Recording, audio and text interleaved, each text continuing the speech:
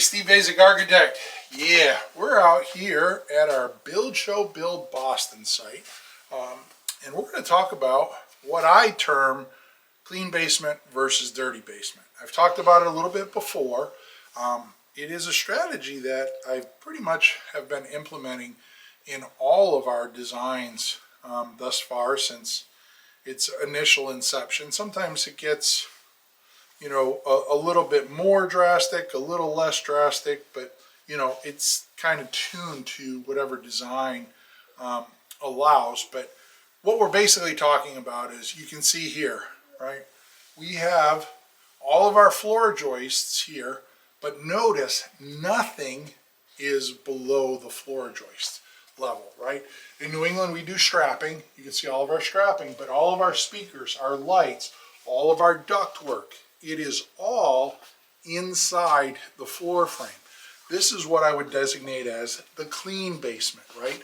I don't have anything dropping down in this basement ceiling that is going to be below that level or be a distraction, a soffit, any of that stuff happening down here. And the reason why we have that ability to have this as the clean basement is because on the other side of this wall, I've designated that whole stretch as the dirty basement, right? So in the planning stages, and I'll admit, I don't know where every duct run is going to go.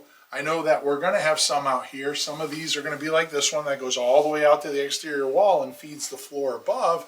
Some of them are going to come across here, stop, and feed this room, right? But what I do know is I'm going to have a half dozen pieces of ductwork up here. I'm going to have probably a half dozen speakers, maybe 8 to 10 recessed lights, smoke detector. There's a whole bunch of stuff that's going to be running through here, but I don't want to run anything that is below the floor joist system. So it was intentional that we have our dirty basement there, we have our wall there, but also notice all of the floor joists are spanning in this direction. So what does that mean? It means that when I drop the carrying beam, you can see there, and that's a beautiful Roseburg 7 1/4 inch LVL beam.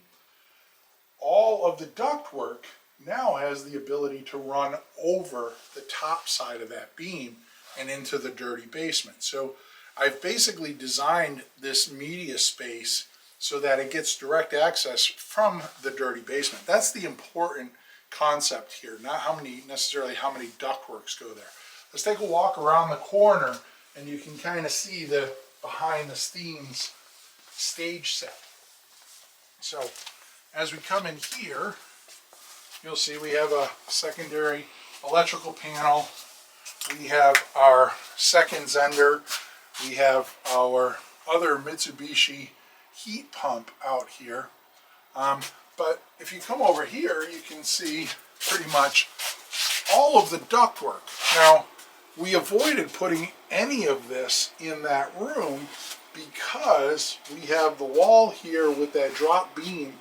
So now any ductwork is going to go up and go into the floor joist system there.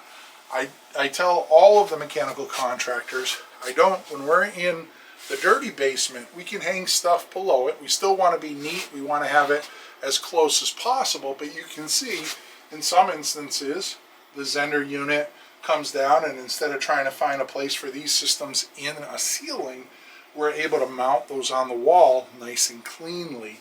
And if stuff drops down below the ceiling, I'm okay with it because we're in the dirty part of the basement. If I come over here, notice that we have a little alleyway.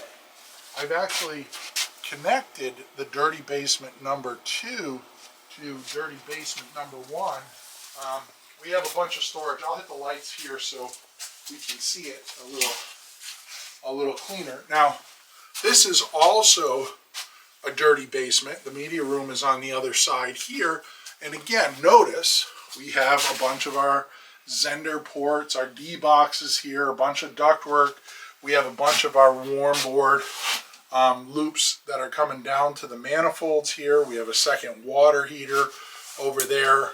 We have a series of ductwork. It's somewhat minimal, but still, it has the ability to fall below that floor system so that when I go back here into the media room, right, again, you'll see nothing is below the floor joists here in my clean basement because we did our job with the proper planning of the dirty basement versus the clean basement. So, and it's basically just setting up a little corridor.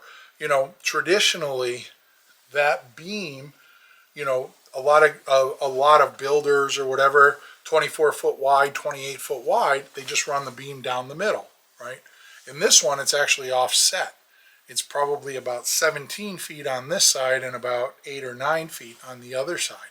And that's intentional so that we can have the room, but we still gain access from that utility space. So anyways, there you have it. Clean basement versus dirty basements. I'm Steve Baczek, Architect. This is the Build Show Build Boston site. If you haven't checked out those videos, buildshownetwork.com, under channels, it's there's I think they're called Originals tab.